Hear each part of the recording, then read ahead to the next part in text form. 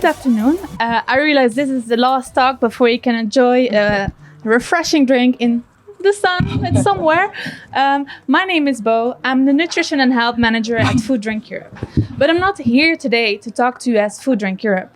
I'm speaking to you as myself, a food and drink consumer. In the next 10 minutes, I'll take you through my culinary upbringing. I'll explain the benefits of processed foods, and finally, I'll get into how these fit into a balanced diet. Let me first start with a question. Who of you ate any bread today? Yeah, some people. What about yogurt? Or cereals? Then it looks like we all had some form of processed foods today. My food journey started in the Netherlands. I am from a small town in the south of Limburg, 5 minutes walking from the German border and not too far away from Belgium. Growing up, I thought my mom's food was the best thing in the whole world. I still really enjoy her cooking, don't get me wrong, but as the years passed, I realized I just knew about a tiny fraction the amazing food and drink Europe and the rest of the world has to offer. So, I broadened my perspective when meeting new people, discovering new cultures, and exploring food and drink. And you know what? It's not Chinese food, Greek coffee, or English tea. To them, it's just food, coffee, and tea. And it's thanks to the food processing industry that we can enjoy a wide variety of food and drink from across the world. So, with my great interest in international relations, I decided to go to Maastricht to study European affairs. Now, my studies first took me to France, to the small town of Besançon in Franche-Comté. Here, I immersed myself into French culture, and you can guess, there was an abundance of wine and cheese. Baguette, charcuterie, and regional specialties like concoyot cheese spread were part of my regular diet. I attended international cooking classes and learned about the Portuguese, Romanian, and Finnish cuisines.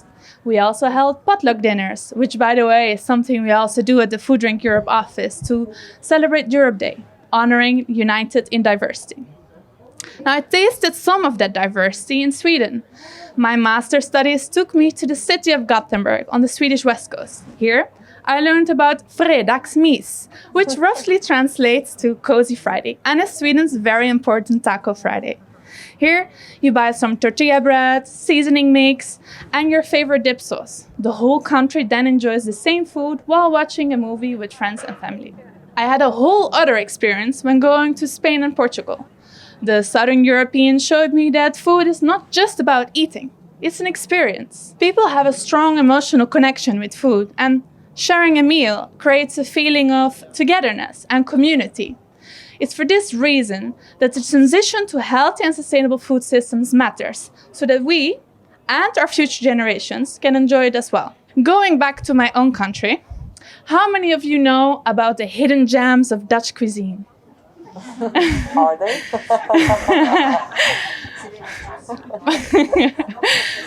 So, starting with my region, we have Limburgse vlaai, a golden brown baked cake, round in shape, traditionally filled with fruit, rice pudding, or custard. What about bread? As you may know, the Dutch are big bread eaters. For breakfast, lunch, and everything in between, a boterham met gouda will always save the day. What about you? I bet you at least had one processed food today from Europe's food manufacturers. But what do you know about the benefits of food processing? Now, working at FoodDrinkEurope, I obviously have a strong interest in health, nutrition, and food. But it's not just about food. I also take time to exercise, lead an active lifestyle, and look after my mental health.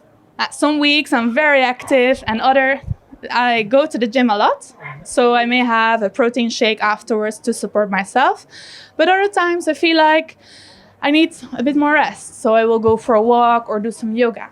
I might be eating differently at those times simply because I won't need as much energy intake. Another great benefit the food processing industry offers is global food and nutrition security. This is essential in times when people cannot access what they need. In times of crisis, for example. Think about it. During the COVID pandemic, in addition to toilet paper, we all stocked up our pantries with processed and long shelf life food. And It's important to remember that human beings have been processing food for thousands of years, pickling fish, fermenting vegetables, and drying herbs. And we're all still food processors today. All of us, even in our kitchens at home. But do you have time to cook from scratch every day? I don't. Processed foods are convenient and help me save time. I just grab a pack of pasta, toss in some protein, veggies, sauce, and voila. When I go food shopping, I want my food to be nutritious. But do I consider if a product is processed? No. I look at the nutritional content and see how it fits into my diet. I strive to eat a balanced diet with tasty, sustainable, and affordable food. But I won't arbitrarily question individual food groups or ingredients based on spurious claims about the level of processing. Because it's this type of food processing that brings innovative products to market. For instance, I recently discovered frozen chopped avocados in my local supermarket. How convenient is that? Another great innovation is fortification. Now, when I'm feeling a bit under the weather, I might decide to have a fortified drink with added vitamins and minerals to support myself. And some days I want to have a Greek yogurt, but I might decide to go for the low-fat version. And other times I'm craving some crisps, but I decide to go for lentil crisp with reduced salt levels. The food processing industry makes this possible. So all foods can be part of a balanced diet. But let's not forget, food and drink are there to be enjoyed. Another great innovation I have to mention is plant-based alternatives. While I can enjoy a nice glass of cold milk or a bowl of yogurt, other people, like my cousin, who is lactose intolerant, need other options. Plant-based alternative ensures she isn't left out. Now, let's get into how processed foods fit into the balanced diet. You often hear people say, you can't eat this, or you shouldn't eat that, or even, this is ultra-processed. But saying ultra-processed is not helpful at all. It only creates confusion and stigmatizes people's choices. In fact, the term ultra-processed has no legal definition, so using it may lead to unintended consequences. For example, I mentioned the bread example earlier. Bread is considered by some as ultra-processed, but this also includes whole grain bread, which is one of my personal favorites and something recommended by nutritionists all over the world. Yet, it is processed. Now, of course, we all know that eating too much of certain foods and not enough of others is not good for our health. But that doesn't mean that food processing in itself should be demonized. All foods can be part of a balanced diet as long as we consider also the nutritional content, the frequency and amount of consumption, as well as your personal lifestyle. Nutrition campaigns can help to educate consumers to understand better what a balanced diet may look like. Not yet convinced that processed foods are part of life? Think about the food and drink we'll be enjoying later on.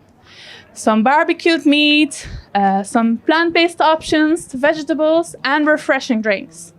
Now, I hope you enjoyed my personal perspective on the role food and processed foods play into my diet. Now let's go and enjoy the evening, and cheers to a healthy and sustainable food future. Thank you so much. Thank you.